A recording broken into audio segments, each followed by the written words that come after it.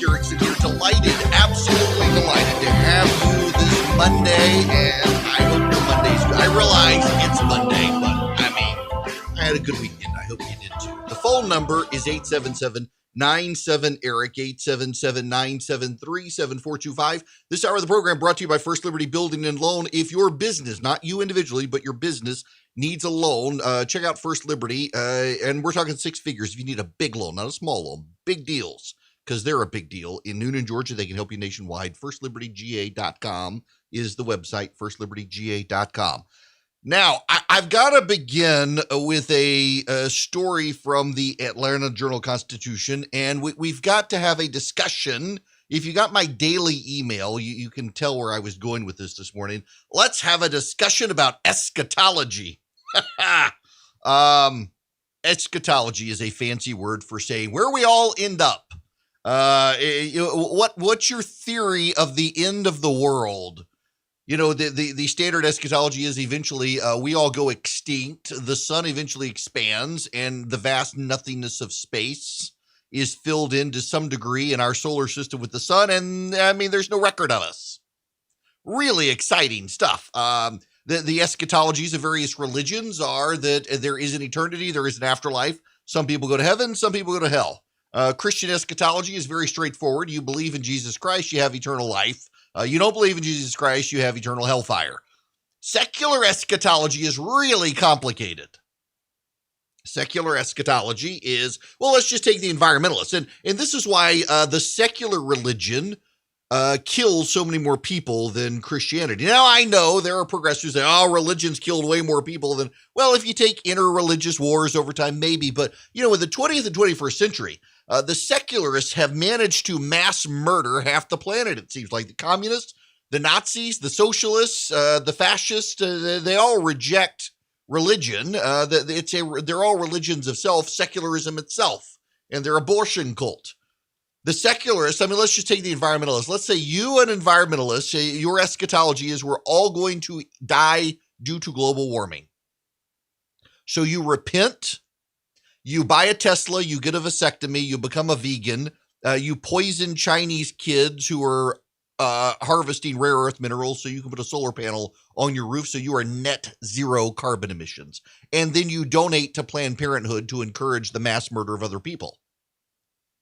Well, you still are going to die through a hurricane caused by global warming because Bubba, your neighbor over there, he's got a Suburban, he grills on the weekend, he's got a rec tech, and he smokes whole hogs on the rec tech, like me.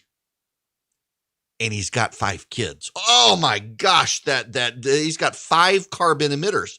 So the only way that you can find salvation is to bully and cajole your neighbor into embracing global warming as a cause, or bully the government and corporations into making it a cause so that they reduce the car sizes and ban the Suburban, and he's got to sell some of his kids because they can't all fit in his little two-door Yugo battery-powered car. And he's got to give up his grill. Costs go up so high he can't afford to grill steak every day. Or you just exterminate him. And that's where secular religions tend to go with communists and the Nazis and the like. They just decided, let's not persuade these people. Let's get rid of these people. But you got to shut up Bubba and his Suburban and his Trump flag outside. That's where secular eschatology gets you. It's bad. It always winds up in a bad place. There's no grace in secularism. Now, I bring all of that up because there is a story. It was the big story this weekend in the Atlanta Journal-Constitution, a newspaper where I don't always see eye to eye with their editorial decisions, but they've done a very good job highlighting extremism that is creeping up, white supremacy in Georgia. There have been a number of stories in Georgia, and we should give them their due on this story. And I want to read you some of this, and yes, it has everything to do with secular eschatology. Follow along with me as I read some of this.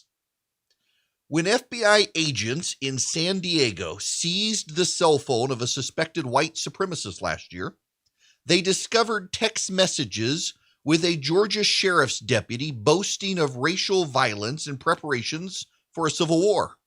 The text message chain, called Shadow Moses, between San Diego plumber Gray Zamudio, 33, and 28-year-old Cody Griggers, A former Marine and sheriff's deputy in Wilkinson County, Georgia, revealed plans to steal explosives, dry runs with illegal silencers, and boasts of racial violence. In one text, Grigger said he hoped law enforcement and the military would join their side in the coming conflict. Our only saving grace is that for the time being, they have not brainwashed the military completely, Griggers wrote.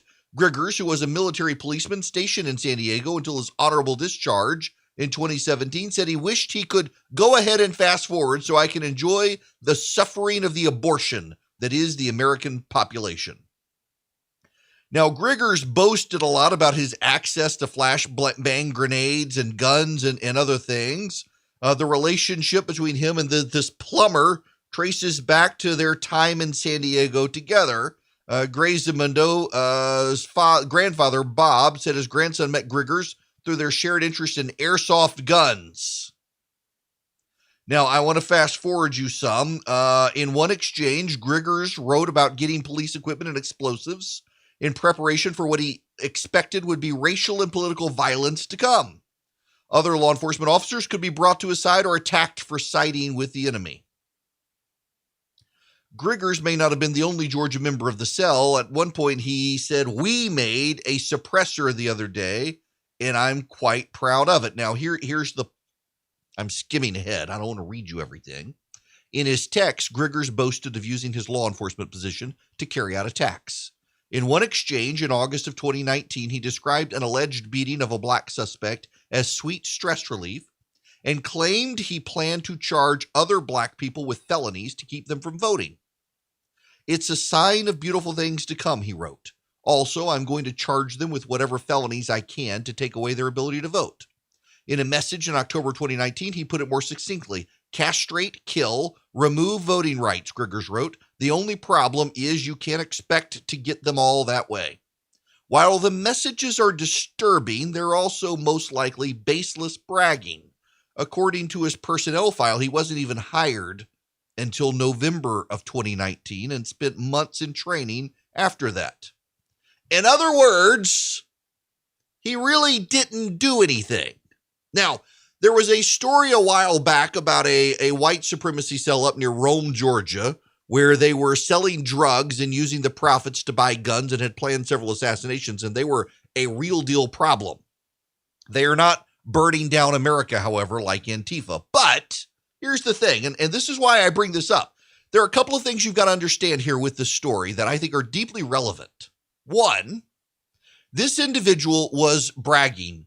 He was trying to find a friend, and now he's a scared little kid. I talked to someone familiar with the case earlier who said he really is a scared little kid who realizes he's going to jail now, and he will go to jail. He will go to federal prison.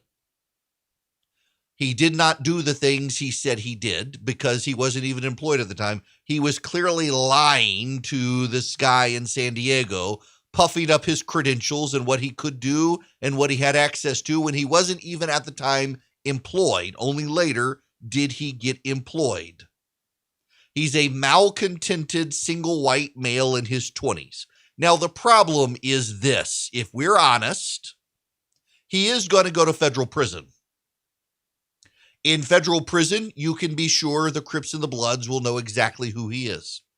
And how will he get safety? He will actually have to radicalize in prison and probably join a white supremacist gang that will protect him. And so he will become the very thing that he's going to prison for having pretended to become without actually being. He will now become that. That's a problem. When we send people to prison who are braggadociously trying to gain friendship through radicalism, and then they have to become radicalized and become the very thing they claim to be, even though they weren't, that's a problem. But there's something else here, and this gets to the eschatology of it all. I talked about the secular environmentalist eschatology. There's also the secular woke eschatology of race. We all must embrace our race. No longer can we just judge a man by the content of his character. We must judge him by the color of his skin. Martin Luther King Jr. and Jesus Christ are wrong. Robin DiAngelo and Ibram Kendi are right, according to the wokes. We must judge each person according to the color of their skin, and white people must be made to not only embrace their whiteness, but recognize their whiteness is shameful in some way because it has been used for power. This young man, Cody Griggers, 28 years old, embraced his whiteness.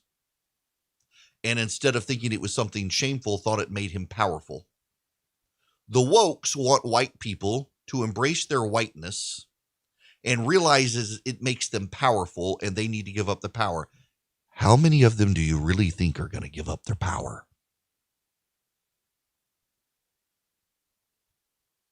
How many of them are going to say, oh, you want me to see I'm white and I'm powerful, and you want me to give up my power? I don't think so. How many people are going to be radicalized by the wokes? Not the way the wokes think.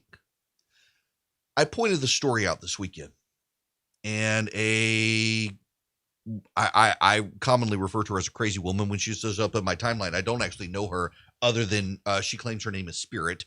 She replies to me when I point this out, that white people are going to, if we force them into seeing their whiteness as a racial ideology they cannot separate themselves from, it's not going to go well for the wokes. And she says, untrue, most whites have embraced their racial identity since it was created. Get this, their racial identity was created, she believes. So your sexual orientation you're born with, your whiteness, you get to make it yourself. It was created to maintain power as a singular majority in the U.S. What is being asked is equal acknowledgement of the privileged power that comes with the selected, accepted identity and equalizes it across all citizens. Now, that is a word salad. Let's acknowledge this is a word salad. But there's an underlying kernel here that white people are being asked to acknowledge their privilege and power and equalize it. In other words, spread it out across all citizens, regardless of race. Some will do that. Y'all know the allies, the beta male allies. I'm an ally of my racial friends because I see their skin color and it's not mine, and I realize I've been oppressive to them. Really, dude, you hadn't been oppressive to anybody except your masculinity. Nonetheless, they'll have some of those people. They'll have some. But for every one that they get, how many of these people, if they're successful in forcing white people to see themselves as a racial identity group, how many of the people who see themselves as a racial identity group that is white and powerful will refuse to give it up? How many of them will go the way of Cody Griggers? That's the problem. If you're going to tell white people you have to embrace your whiteness and recognize you're an oppressor and bad, some of them are going to resent like hell, and they're going to go the opposite direction. The wokes are playing with fire here, and they don't even realize it. In their eschatology, we all must divide ourselves up in a neo-racist way between our races, and only when the white people give up their power can we find harmony. I mean, this is like the moral of the Lord of the Rings, is it not? It is a story as old as time itself. Getting humans to give up their own power is not something that goes very well. When you tell white people that you're more powerful than you think you are and far more oppressive than you think you are, and now you need to give it up, history suggests that doesn't go well. Maybe Jesus and Martin Luther King Jr. were right after all. We should teach people to judge by their character instead of the content of their skin or the color of their skin. That may actually end better for all of us than the way we're headed with the wokes. We're going to get more people like this, not less, if we go the road of the wokes. That should trouble all of us, by the way. And I suspect there are people listening right now, it doesn't bother them at all. And that's even more troublesome. You can follow Erick around 1 minute.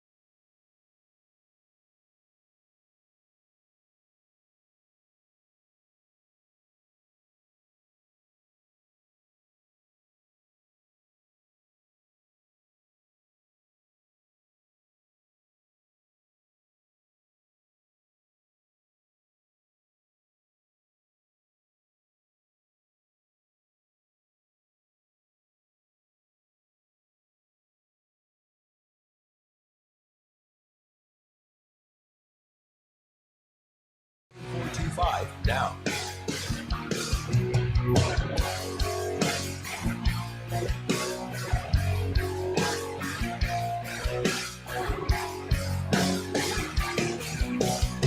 Speaking of all the wokes, this story has gone viral on the internet, and I am totally here for it. I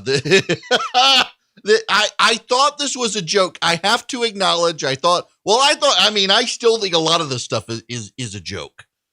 But this is some Umar Hack. I have no idea who the guy is, but literally this is a story blowing up.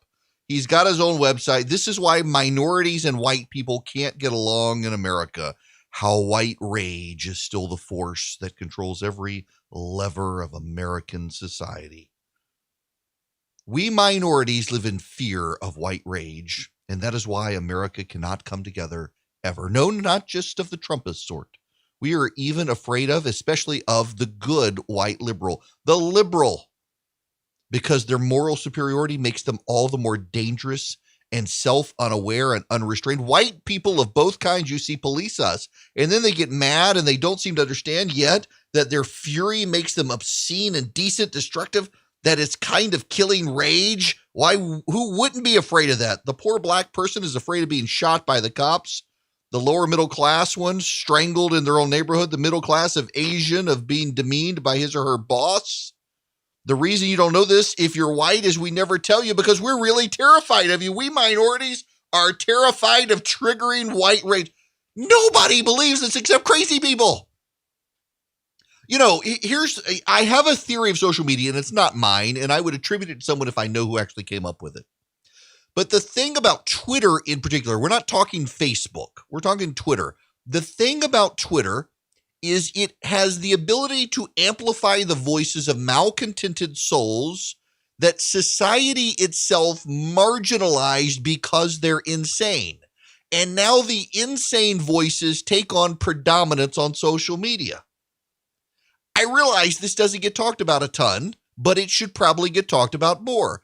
Twitter allows voices that society itself marginalized as being insane and unhinged and malcontented, and has allowed them to unite and almost unionize on Twitter and get their views out there. And they are inevitably bad. They are malcontented souls who are bad, and they get on Twitter and they connect with other malcontented, crazy people and think, oh, there are actually a lot of us. No, actually, it's like you and 3 others and then 15 or 20 burner accounts. But then they start mouthing off, and they have platforms, and the media elevates the crazy because the crazy gets the clicks. And since crazy gets clicks, there's a performance incentive for the insane to perform all the more outrageously till you get to some idiot on social media sending out his piece where he really actually writes, "We minorities are terrified of triggering white rage." The reason you don't know this, if you're white, is that we never tell you because we're already terrified enough of you. We are even afraid of the good white person, the liberal, because now I would be afraid of the good white liberal as well, nonetheless. That their crazy is elevated and amplified on social media, and they think they're in some sort of majority, and then the media feeds off of this stuff. Really, if Twitter went away, so much of our social problems would go away as well, because the malcontented souls would go back into the shadows where society has placed them to keep them away from your children and your own brain. But we're not there yet. I do society, honestly, I really do. That crazy people have gotten a platform, and then the New York Times hires them for the op-ed page, and it just amplifies the crazy even further. So much the crazy. Who's that Taylor? What's her name? Lawrence or whatever, the malcontented soul at the New York Times who complained about the cost of avocado 15. toast delivery service, who harasses and targets people. You got people like that. The New York Times elevates. 10. They elevate the crazy now that they're out of the shadows.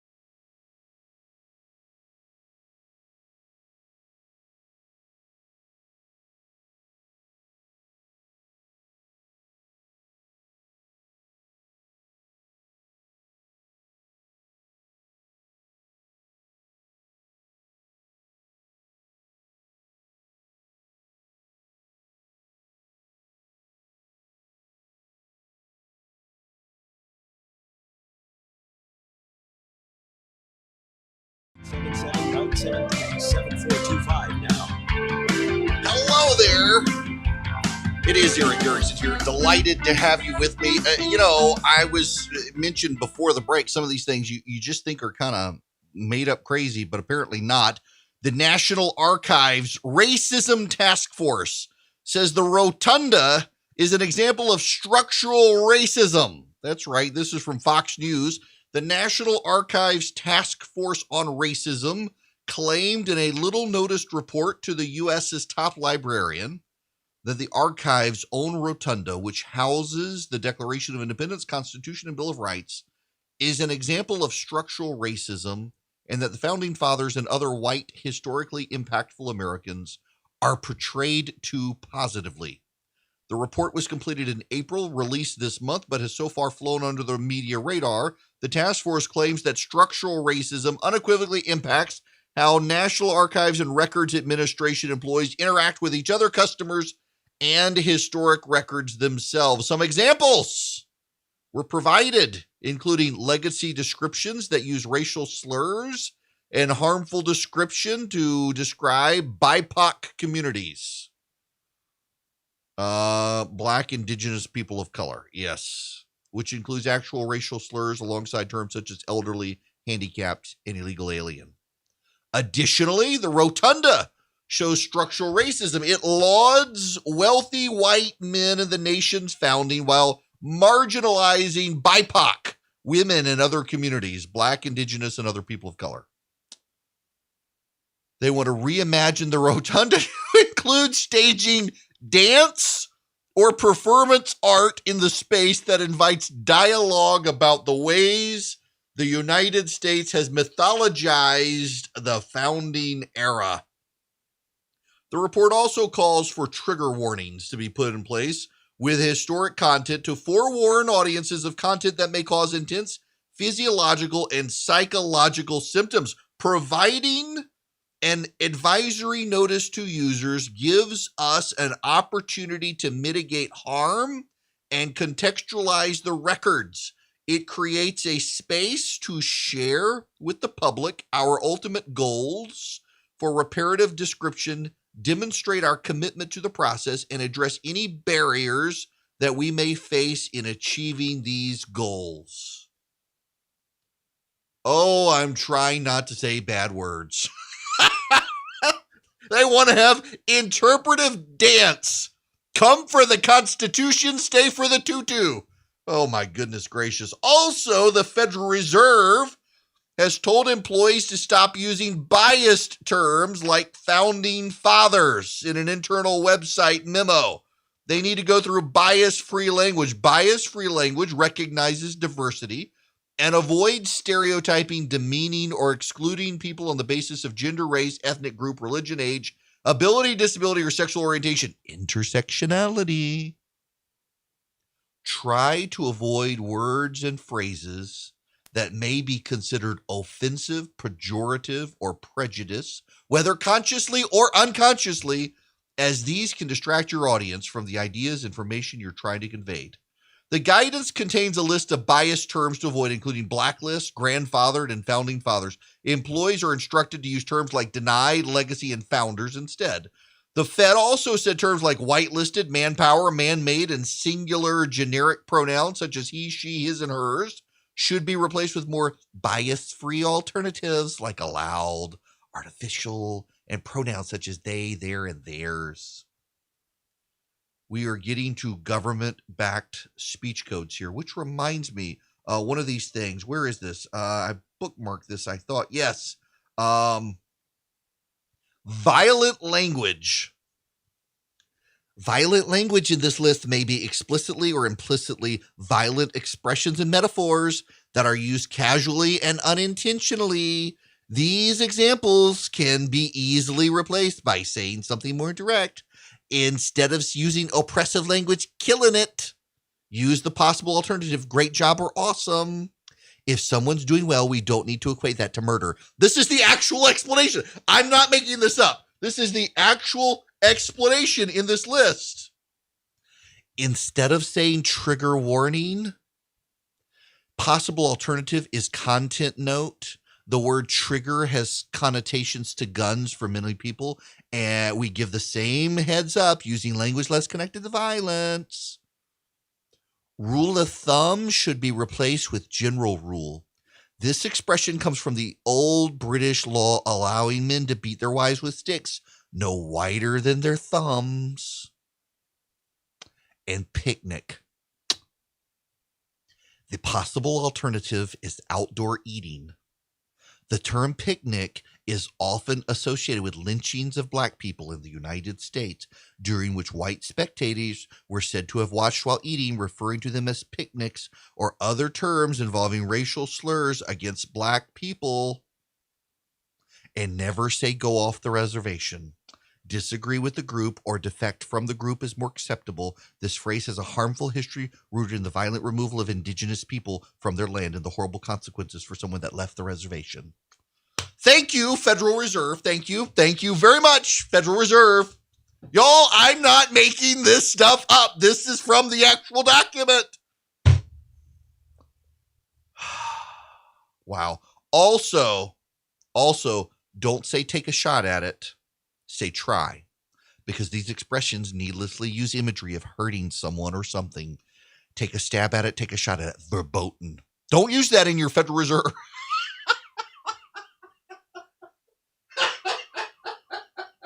These people have lost their... Forget about inflation. Inflation is not the concern. No. Don't worry about inflation. It's the trigger warning that could be, again, the trigger warning. The word trigger has connotations to guns for many people. We can give the same heads up using language less connected to violence. And don't say killing it, because we don't need to equate success with murdering someone.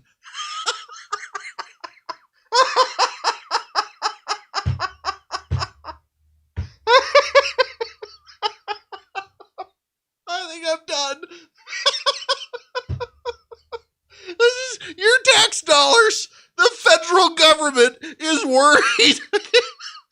You know, they gave Joe Biden this list, and today he's going to say, America, we're killing it. Trigger warning here. We're going to take a picnic with the Chinese. Gosh, this is nuts. Y'all, this is genuinely nuts. I mean, they're killing it. It's connotated the murder. Okay, I'm sorry. Oh my gosh. Who is it hot in here? Can't take a picnic now because it's apparently racist. You have lost it when you consider a picnic to be violent, harmful language. Someone needs a rule of thumb on all. Okay, we'll move on. This is your tax dollars at work, friends. This is your tax dollars at work. The Federal Reserve wants you to stay away from violent and harmful and biased language. He went to a picnic is now they went outdoor eating. But there's a difference, though, because, you know, this is actually in the age of COVID. Restaurants are having you sit outside. No one says I'm going to a picnic at a restaurant. Apparently, if you go to a picnic, you're actually murdering people. And that doesn't mean it's a good job killing it. No, you're actually murdering someone if you go to a picnic. This is bad poop. The inmates have taken over the asylum. They genuinely have taken over the asylum. And we are forced, and again, this goes back to Twitter. This was not a thing before Twitter. Twitter allowed the insane people to organize, and in so organizing, to think they are a majority, and then to, through the mob, influence people. You know, I mentioned this the other day. There's a ton of research. Pew Research has done a ton of research out there that shows that Twitter is disproportionately of the left, highly progressive. So the majority of views, 90% of the views come of the tweets come from 5% of the users, and that 5% disproportionately is of the left. And corporate America pays attention to that. And clearly the federal government does too, which is why you've got a bunch of crazy people who represented a minority of the country who were able to drive the conversation because corporations pay attention. And frankly, let's be honest here, a bunch of corporations have hired a bunch of jobless people who got women and gender studies degrees in college to become the head of human resources. And in so doing, they are already malcontented souls because only someone who wants to learn how to be a professional victim gets one of those women and gender studies, black studies, Asian American studies, queer theory studies degrees. People who want real jobs, they either go to medical school or, maybe law school, arguably engineering school. They do something. They don't get a victimology degree. But when you get a victimology degree, you become the head of HR. You are default crazy to begin with, more likely than not when you do so. And so then you buy into the crazy on Twitter. And then in the Federal Reserve context and in academia, you produce lists that declare you're no longer allowed to use the word picnic because, and I quote, the term picnic is often associated with lynchings of black people in the United States, during which white spectators were said to have watched while eating, referring to them as picnics or other terms involving racial slurs against black people. And no longer say trigger warning, say a content note, because the word trigger has connotations to guns, and that is upsetting to some people. This stuff didn't happen. We had our problems before Twitter. But if you missed my explanation, let me explain to you what Twitter actually is. Twitter is, you remember the story from Mark 5, you have the possessed men and the legion of demons who are possessed. They know they're going to get cast out. They tell the Lord Jesus, please cast us into this herd of pigs. And so Jesus, even compassionate to the demons, casts them into the pigs who run down into the lake and drown. Well, when they get back to hell, they got to come up with something. And they have this crazy idea. They call it Twitter, where they can harness the crazy people across the internet and steer the mob and direct the conversation of madness across the 21st century. That's exactly what Twitter is, conjured up from the bowels of hell. Have you seen Jack Dorsey? Pretty sure he comes from there. Dude is off the rocker. And the federal government and corporate America have embraced the crazy that is on social media. It steers conversations, and we wind up with nonsense like this. And performative dance in the rotunda of the National Archives to combat the structural racism that is the display of our founding fathers. No country on planet Earth except our own views our founders in a pejorative light or demands that we do so as a real depiction of history. No. George Washington and Thomas Jefferson and James Madison and John Adams and the like and Ben Franklin, they were deeply flawed individuals in some cases, but they were all great men, greater than those who would have us condemn them for their sins while ignoring the sins of those who would have us condemn them.